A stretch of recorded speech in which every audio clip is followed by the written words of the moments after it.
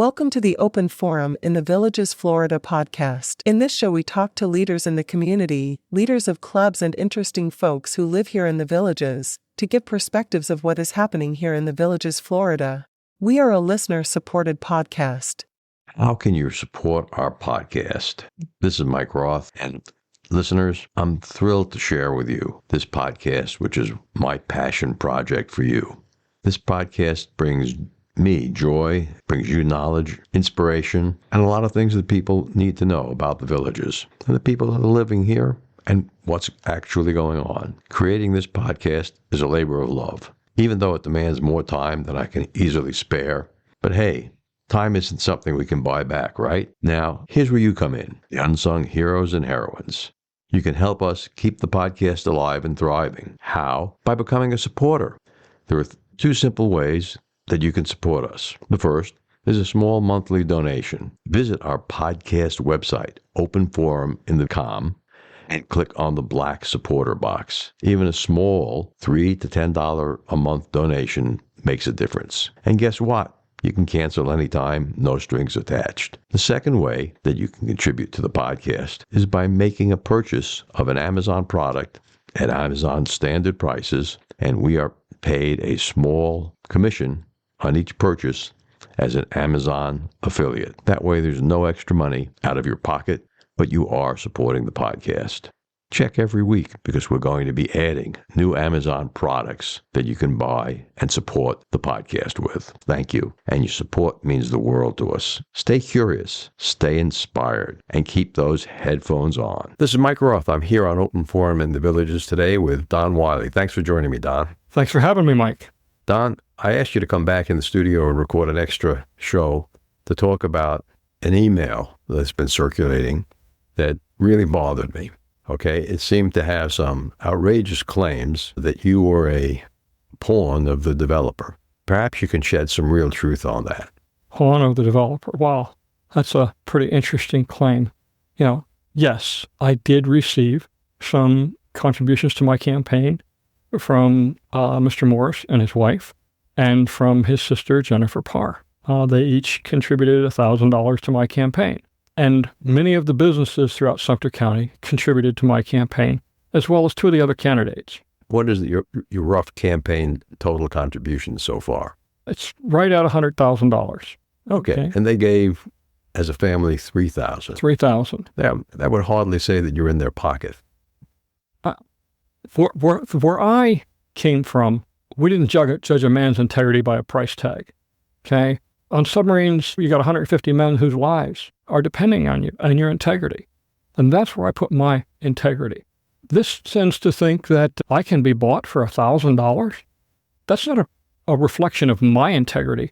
It's a reflection of their own moral values, the people who have created this. Let's talk about some of the things that are in that particular email. Oh, this thing is awesome. First of all, let's read the claims of who it was from. It says, "Take Back Sumter Voters Newsletter. Our mission is to help the voters of Sumter County make informed choices." And on the last page, it says something about they've taken no contributions for so it says, "Take Back Sumter is independent of all candidates and PAC and does not accept any monetary contribution." Okay, so were you asked to contribute to this newsletter? No, but there is one candidate in here. Oh, which candidate is that? And that would be Deb Butterfield, the editor of the newsletters from the POA. How interesting. What's amazing, though, is when you read the bottom of her ad, it says, "Approved and paid for by Deborah K. Deb Butterfield, Republican for Sumter County Commissioner, District 1. If she paid for this, but they accept no monetary, something's not right here." Oh, yeah. But it's consistent with the rest of the misinformation. What? And the amount of misinformation on it is Herculean. I couldn't believe it. So there's a cartoon in there that only appears in the POA. It was very interesting because you got the same email, didn't you? Yes, I did. Yeah, and amazingly, it went to an email address that I haven't used in over 5 years. Amazing. Yeah. And who was the last person that you gave that email address to? I used to use it quite a bit, but around here, a very few places. The POA was one of the places I used it. So there's a suggestion that the POA's email list got this Take Back Sumter email. And it's pretty obvious. And although there's one line in there that says it was paid for by a candidate, in reality, that's not separated by a separate box to show that it wasn't an ad. The whole thing is an ad. Yeah, the whole thing is definitely an ad. Good. So let's talk about some of the facts besides campaign contributions, which I think we have now debunked, for the amount of fees and taxes. Okay. So they give an example number one. And it says, in Lake County, the total impact fee collected at the time of building permit issued is $12,978 on a 1,500 to 2,499 square foot home. Fee is for roads, fire, schools, parks, and library. Sumter County is only $972 road impact fee for a new home in the Villages. The rest of the new infrastructure funding is buried in the Sumter County millage rate on all the property tax bills in the county, including yours. Per the Villages real estate operation, they sold 3,103 new homes in 2023. Assuming all those homes were built in Sumter, the developer avoided paying $37.3 million in impact fees compared to Lake County. The $37.3 million is for only 1 year. So let's take a look at this first. Dollars in Sumter County is for an age-restricted community. They quoted a 1,500 to 2,500 square foot home. But when you go down to active adult, which is a different line item, now the total impact fee is only $1,266, a big difference. The other thing it includes is we have one impact fee in Sumter County. We have a roads impact fee. Mm-hmm. In Lake County, they have school, which is exempt for those in an active adult community. They have fire, which is $380, parks, $211, library, $215, and an admin fee of $37.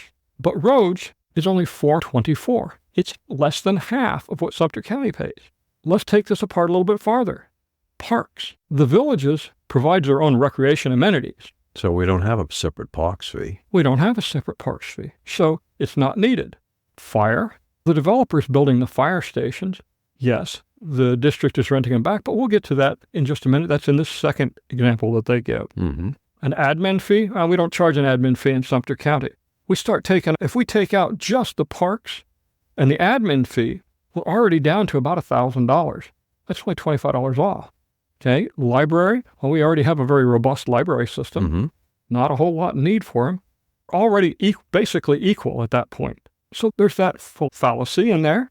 Yeah, but where were the houses built, these 3,000 houses? You're being a good straight man. That would be in Newell, Lake Denham, and Dabney. Those were the three villages that were built in 2023. That was primarily, there was a couple down in the Moultrie Creek area, I think, that sold before then. But those were all in Lake County. So they're saying, assuming all those homes built in Sumter, it wasn't. That's out $37 million. We've already debunked that because it's 1/10 that. And then they say the rest of the new infrastructure funding is buried in the Sumter County millage rate. Wait a minute. What other infrastructure? The water system? The developer builds, that comes out of our bond money. They built the Gibson wastewater treatment facility. That doesn't come out of Sumter County. They built the Gibson water facilities, which are the wells that feed the area down there. Once again, that's not coming out of Sumter millage rate.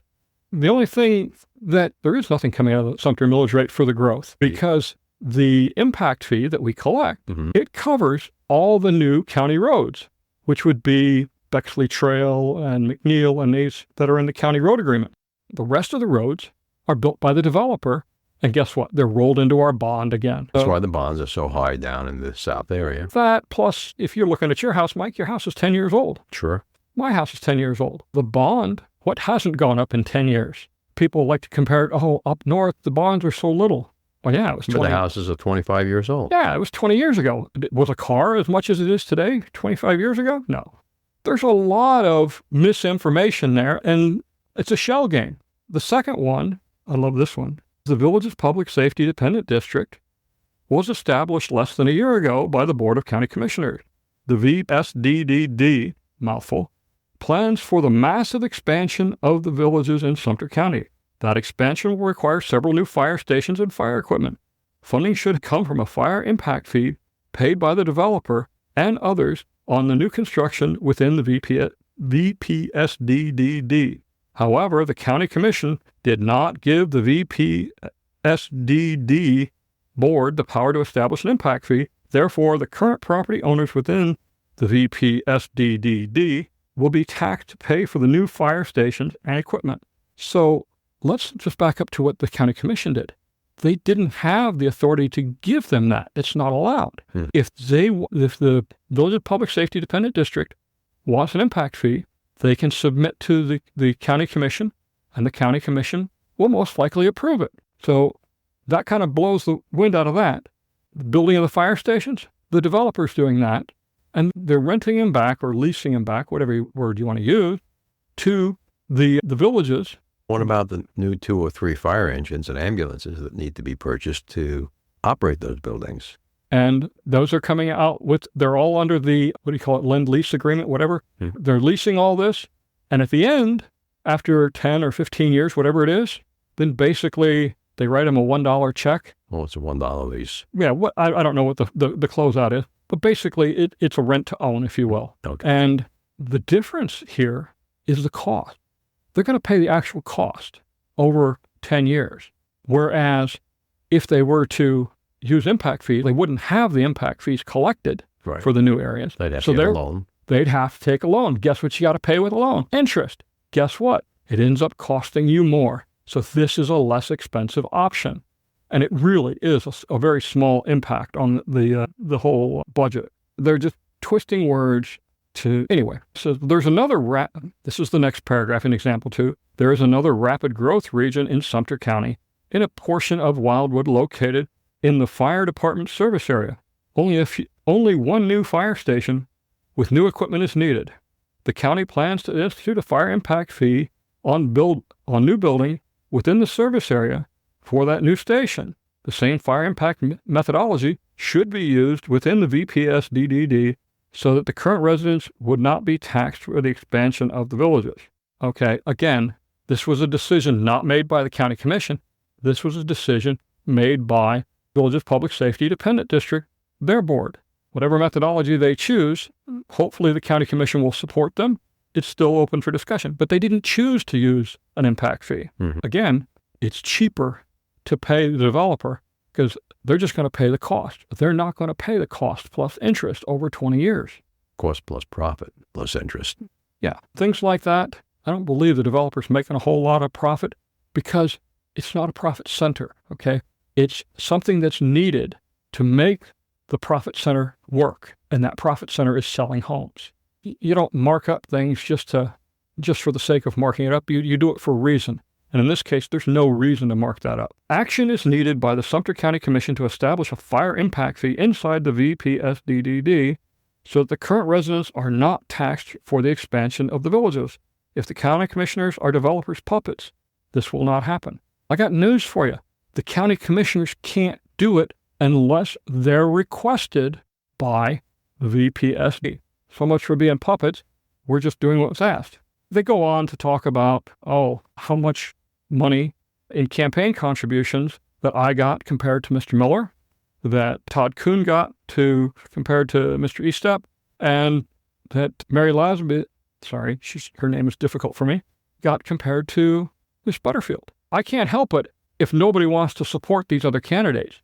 The businesses are trying to avoid the chaos that ensued 3 years ago when the county commission got crazy and tried to raise impact fees.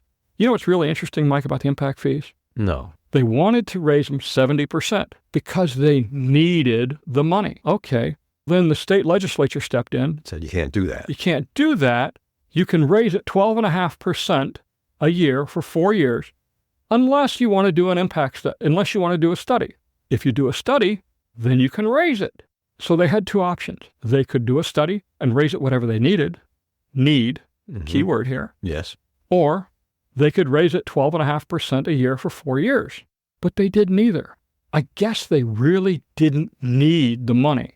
This wasn't about need. This was about retribution. Explain what you mean by that. Well, a couple of years ago, there was a 25% increase in the millage rate for property taxes on homes. Right. The perception was that, that's going to pay for the new roads. $11 million of the $21 million went to the resurfacing of Morris and Buena Vista. It was something that the county needed to do. It's their responsibility for maintenance. You cannot use an impact fee for maintenance. All you can use an impact fee for is expanding the current system. If you want to add a lane, you want to put a traffic light in, improve an intersection, you can use impact fees for that. But for maintenance and resurfacing, no. That has to come out of the county's operating budget. It was a big project for Sumter County. Mm-hmm. It was literally over 10% of their operating budget for the year. But it's two of the busiest roads in the county. It needed to be taken care of. There were also other factors involved with that increase. The county size is increasing. The state mandates certain levels of salary as well as staffing based on county population. We hit one of those thresholds. We had to increase salaries and took care of most of it. There were some other things that needed to be done. But it was played off as, oh, this is going to fund the developer's expansion. It wasn't. Resurfacing the entirety of Buena Vista and Morse Boulevard never seemed like a good project to me. Being a guy who spent 25 years in Cincinnati, the roads were nowhere near as bad here as they were there before resurfacing. We don't have frost heaves here, thank goodness. Yeah, we have sand heaves here. Yeah, but yeah, Morris and Buena Vista were getting a little rough. They'd been around for 10, 12 years, and eventually these roads need maintenance. And being two of the busiest roads in the county, they needed it. 466 has work going on it right now. It's another major artery. That's got to be paid for by the county. We just had 44 redone. And why did they put in sidewalks? That was a state project. I'm trying to remember the name of the program, but basically it's to give everybody access. They could have made it a 3-lane road in each direction. They could have. Again, it was a state-run project. I will tell you that myself and the county administrator, we had several long discussions about the stupidity of it all, because that sidewalk will probably never get used, and to put it down on both sides is absolutely nutso. Yeah, I saw one person on it in the last 3 months. Yeah. And it's grown over with grass in a lot of places. Yep, and it's the state's responsibility to maintain that sidewalk, not the county. So that's good. But what about the intersection of Morse Boulevard and 44, where the traffic in snowbird season gets backed up for more than half a mile on Morse because there's no right-hand turn lane from southbound Morse onto 44. Right-hand? Yeah, there's 2 lanes that go south, and if you're in the right lane, then you can turn right. But there's no way to get rid of that excess traffic. Maybe 25% of the traffic wants to go towards Brownwood. Yeah, that would be a county project. And guess what? That's what you'd use impact fees for because of growth. All they got to do is validate the need. Once the need is validated, the funds could be allocated. And I was also reading in the paper today these extra maps that were in the paper about Sumter County's urban usage plan. And again, the county is printing maps that are totally illegible. Who's responsible for that, Don? I wish I knew. It's a total joke. I know the ones in the want ads and all that, and in some of the other sections where they have to do public notices. The public notices, if you can't see the map and you can't see where the major streets are, where their particular plot is that they're talking about, it's just ridiculous to put an out-of-focus map in there and claim that you're actually doing it. County is opening up. I'm not going to disagree with you, Mike, because as a county commissioner, I knew what was coming. I knew when these things were coming out, and I would look at them in the morning paper when I'm drinking my coffee and feeding my dog's treat, and I would look at it and go, where the heck is this at?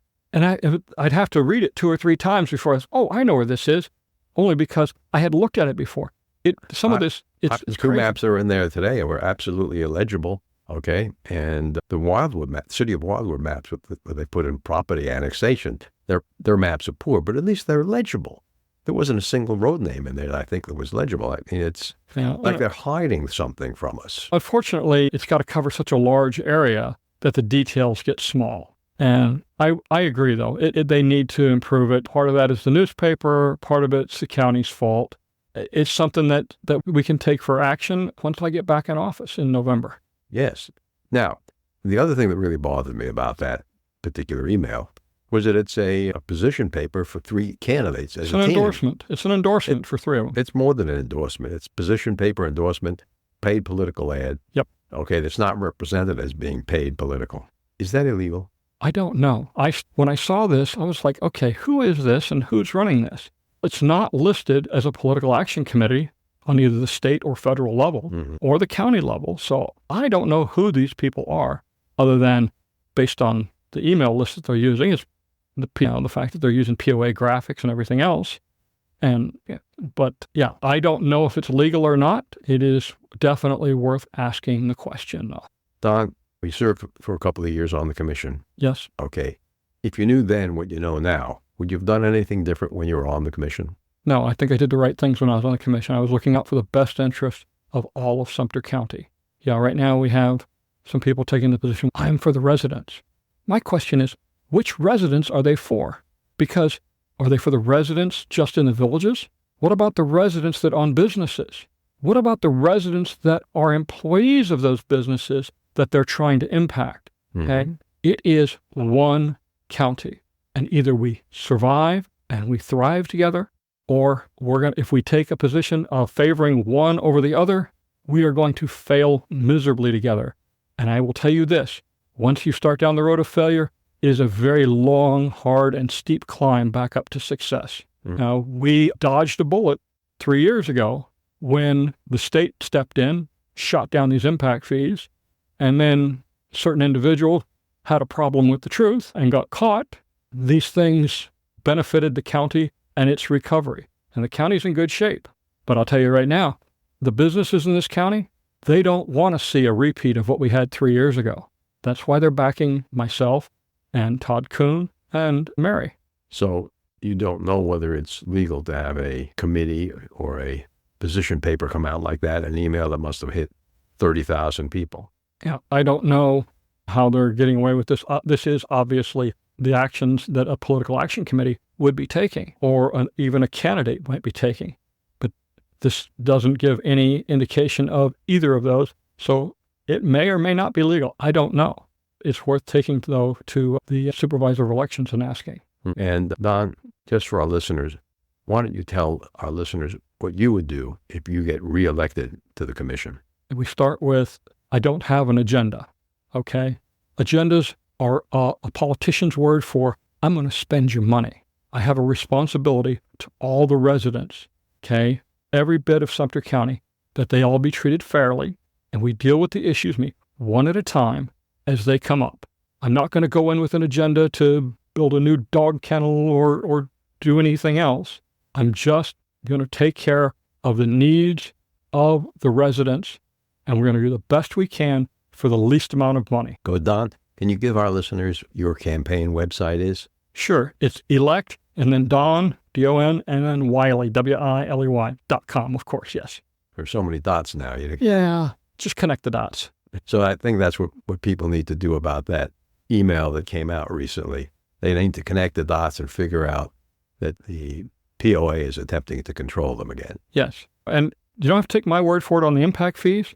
All you got to do is Google Sumter County, Florida impact fees, and it'll take you right to their website, and you can pull up the same sheet I pulled up, and it shows you they have it divided into 4 different zones, okay? And where the area that's concerned is in the western part of Lake County, and you can see for yourself the numbers.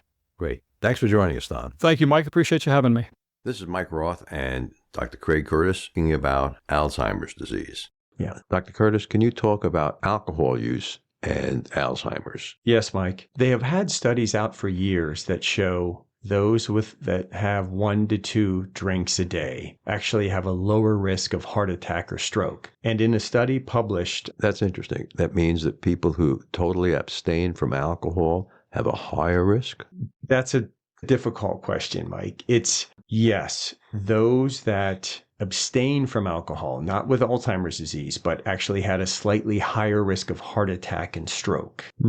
However, so this was a study published in June of 2023 in the Journal of the American College of Cardiology in stress signaling in the brain. So essentially, they had less stress which we've always known is a risk factor for a heart attack or stroke. But the American College of Cardiology currently is not advocating for the use of alcohol to reduce your risk of heart attack or strokes because of other concerning effects of alcohol on health. With over 20 years of experience studying brain health, Dr. Curtis's goal is to educate the Villages community on how to live a longer, healthier life. To learn more, visit his website, craigcurtismd.com, or call 352-500-5252 to attend a free seminar.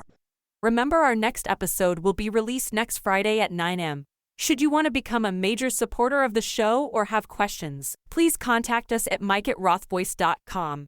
This is a shout-out for supporters Tweet Coleman, Ed Williams, Paul Sorgen, and major supporter Dr. Craig Curtis at K2 in the Villages. We will be hearing more from Dr. Curtis with short Alzheimer's tips each week. If you know someone who should be on the show, contact us at mike@rothvoice.com. We thank everyone for listening to the show. The content of the show is copyrighted by Roth Voice 2024. All rights reserved.